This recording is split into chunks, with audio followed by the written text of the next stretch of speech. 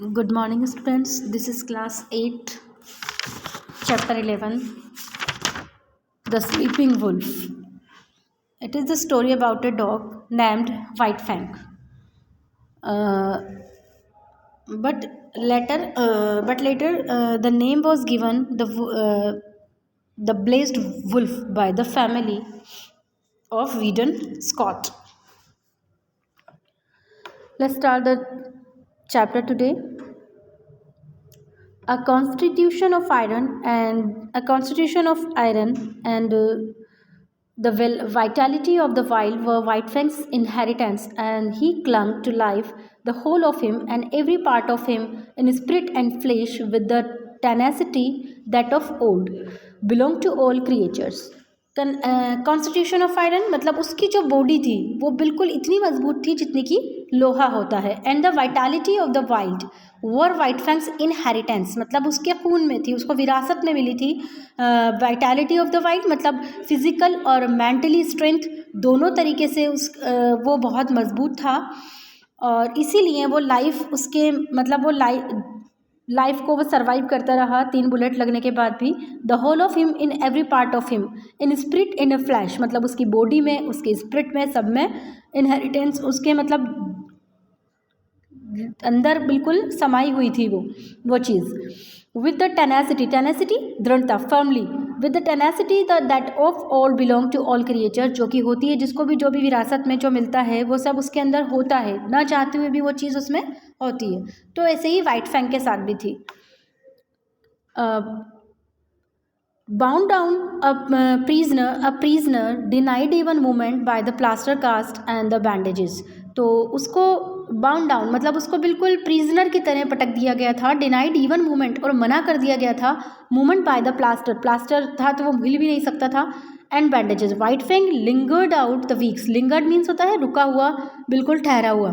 तो white Fang बिल्कुल बिना हिले डुले हफ्तों बेड पर लेटा रहा. He slept long hours and dreamed much and through his mind passed an unending pageant of Northland visions. अब उसको घंटों, जब वो लेटा था तो वो घंटों सोता था और सपने देखा करता था अपनी, जहाँ उस नॉर्थलैंड के में देखा करता था नॉर्थलैंड विजन, जहाँ पर उसका बचपन गुजरा था, जहाँ वो पहले रहता था नॉर्थलैंड के जंगलों में, वहाँ के वो सपने देखा करता था. All the ghost of the past arose and were with him. Once again he lived in the lava with किच होती है उसकी mother. Crab travelling to the knees of Grey Beaver उसका जो था फर्स्ट मास्टर था. To tender his allegiance ran for his life before Lip Lop and all the howling bedlam of the puppy pack. howling bedlam of the puppy pack का means है छोटे छोटे से जो अदर डॉग थे, छोटे छोटे से पपीज़ थे, उनके लिए आया है यहाँ पे. और टेंडर हिज एलिगेंस मतलब बहुत ही ज़्यादा लॉयल्टी दिखाना, शो टू द लॉयल्टी.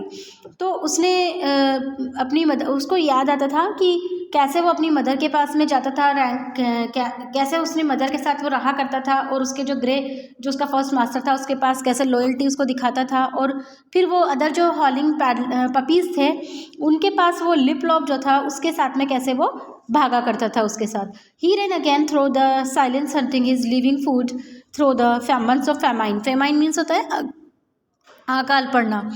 तो उसको याद आया कि कैसे उसने ran again through the silence मतलब वो फिर से साइलेंस मतलब वो उसके दिमाग में दौड़ने लगे ख्वाब कि कैसे वो जब वो अकाल का टाइम था तो वो अपने लिविंग फूड मतलब ज़िंदा रहने के लिए, सर्वाइव करने के लिए जो फूड हम करते हैं तो वो हंट करता था अपने ज़िंदगी को जीने के लिए, उस फूड के लिए कितनी स्ट्रगल किया करता था वो उसे याद आने लगा. He lived again all his days with Beauty Smith is the second master of White Fang.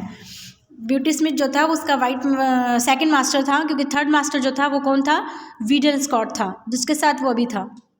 At such times he whimpered होता है फुसफुसाना, and snored in his sleep, and they that looked on said that his dream was bad. तो वो जब वो whimpered करता था, फुसफुसाता था सोते टाइम, स्नोर्ड और गुर्राता था सोते टाइम, खर्राटे लेता था, तो दे किसके लिए हैं, वो जो स्कॉट फैमिली थी उसके लिए. तो वो स्कॉट फैमिली सोचती थी कि हाँ ये इसका बुरा सपना देख रहा है. But there was one particular nightmare from which he suffered, the clanking monster of electronic cars that were to him colossal screaming Linux, Linux होता है वाइल्ड कैट और लाइनेक्सेस वाइल्ड छोट कैट मतलब कैट्स, वाइल्ड कैट्स। तो उसने देखा सबसे बुरा जो नाइटमेयर था, मीन्स उसे सबसे बुरा जो सपना था वो क्या था कि उसने वो देखा करता था कि तार इलेक्ट्रिक जो वायर्स वगैरह हैं वो उसकी तरफ उसके ऊपर आकर गिर रहे हैं और जो वाइल्ड कैट्स हैं वो भी चिल्ला रही हैं, बिल्लियाँ चिल्ला रही हैं। He would lie in screen of bushes, वो लेट जाया करता था, लेट गया किस पर, बुशेस पे। ये सिर्फ एक सपना देख रहा है बुरा, जो ये हमेशा देखा करता था। बुशेस पर स्क्रीन मतलब जो एक ऊपर का जो पटल बन जाती है बुशेस की, screen of bushes. Watching for एक squirrel to venture, venture means तो होता है आगे बढ़ना, लेकिन यहाँ पर उधम मचाने से है। तो squirrel to venture far enough out on the ground from its tree refuge, tree की जो शरण होती है, रिफ्यूज होती है, उसके अंदर वहाँ से वो देखा करता था कि वो जैसे उस स्क्वायरल आएगी और आकर वो कैसे उधम मचाती है। Then away he sprang out upon it, और फिर उसके ऊपर जैसे ही वो मतलब कूदता था, चपट उछलना, स्प्रैंग मीन्स उछलना, तो वो जैसे ही उस पर उछलता था, इट पर, किस पर, स्क्वायरल पर, it would transform itself into electric car, और तो वो क्या अपने आप किस में, इलेक्ट्रिक कार में ट्रांसफॉर्म हो जाया करती थी। कौन, squirrel. Menacing and terrible, menacing खतरनाक, टेरिबल वही खतरनाक, भयानक। Towering over him like a mountain, screaming and क्लैंगिंग, spitting fire at him. तो अब वो जो कार है वो उस पर क्या है, आग, जो स्क्वायरल है वो, और जो वाइल्ड कैट्स है वो उस पर आग, मुंह से आग निकाल रही है, वो उसको दिखता था। स्पिट फायर मतलब मुंह से आग फेंकना, स्पिट करना थूकना होता है, लेकिन यहाँ से मुंह से निकालना। तो 1000 टाइम्स दिस ऑकर्ड, और 1000 बार ऐसा होता था। And each time the terror it inspired by as vivid and bright as ever, और हर बार उसको एक बिल्कुल साफ सुथरा हर बार दिखता था उसे ये सपना, नाइटमेयर, और उससे वो बहुत ज़्यादा डर जाया करता था। Then came the day when the last bandage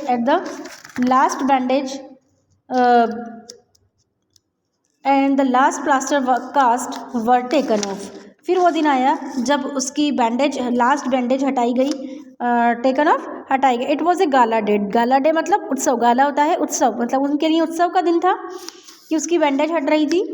all Syria Vista is city in the United state, Syria Vista was gathered around, पूरे सीरिया विस्टा उसके आस पास इकट्ठी हो गई। The master rubbed his years, master ने उसके कानों को रब किया, क्योंकि जब हम किसी प्यार करते हैं, हम किसी पेट एनिमल से, तो उसके कान पकड़ते हैं, तो उसने उसके कान रब किए, उससे उस एनिमल को एहसास हो जाता है कि ये हमें क्या कर रहा है, प्यार कर रहा है।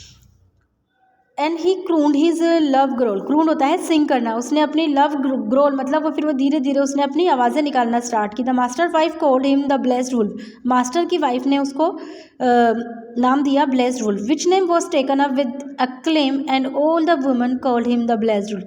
टेकन अप विद अक्लेम मतलब उसकी प्रशंसा की गई, accepted and admire, taken up with acclaim, accepted with admire, तो उसको अपनाया भी गया उस नाम को, और उसकी एडमायर भी की गई। एडमायर मीन्स प्रशंसा करना। He tried to rise to his feet and after several attempts fell down from weakness. He had lain so long that his muscles had lost their connings and all the strength had gone out of them.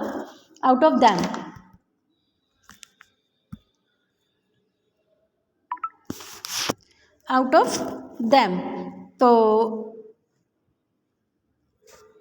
अब वो क्या कह रही कि उसने उठने की कोशिश की अपने फीट से, लेकिन कई अटेम्प्ट करने के बाद में वो अपनी वीकनेस की वजह से वो गिर गया। फिर उसके बाद में वो बहुत, he had lain so long that his muscles had, वो काफ़ी लंबे समय तक वो जब वो लेटा रहा था तो उसकी मसल्स ने अपनी ताकत, कनिंग का यहाँ पर स्ट्रेंथ से है मतलब उसने अपनी मसल्स की ताकत को खो दिया था। And the strength had gone out of the body. Then he felt a little shame because of his weakness, as though forsooth. What is the means of forsooth? Indeed. All use है indeed का forsooth. तो he felt a little shame because of his weakness. उसको बहुत थोड़ी सी शर्म आई इसकी weakness की वजह से कि वो गिर गया, खड़ा भी नहीं हो पा रहा है। As though forsooth, और वास्तव में he was failing his master in the service he owed him, मतलब वो फेल हो रहा था अपने मास्टर का सर्विस में, जो कि वो पहले दिया करता था service. Because of this he made heroic efforts to arise and at last he stood on his 4 legs, tottering and swaying back and fourth.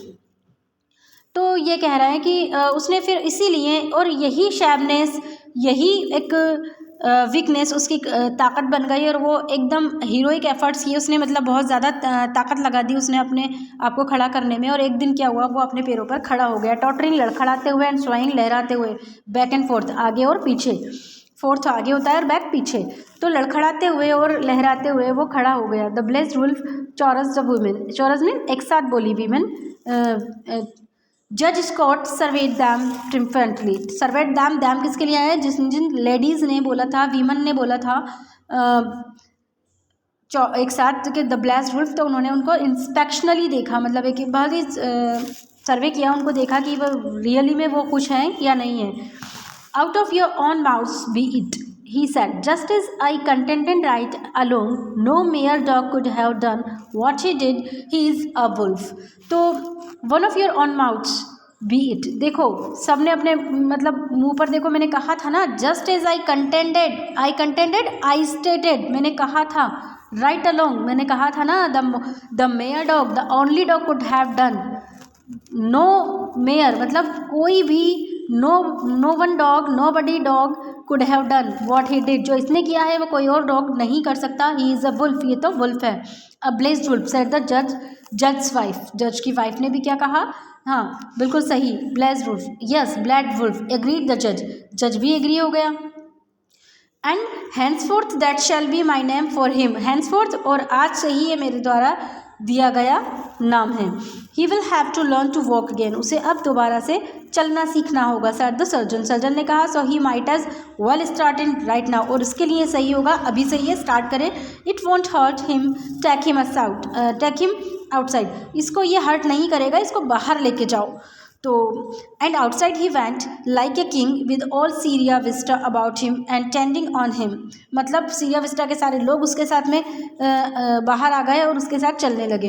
He was very weak, वो बहुत ज़्यादा वीक था। And when he reach the lawn he lay down and rested for a while, जैसे ही वो lawn में पहुंचा तो फिर वो थकान की वजह से लेट गया और थोड़ी देर आराम करने लगा। The procession started on little spots of strength coming into White Fang's muscles as he used them and blood began to surge through them।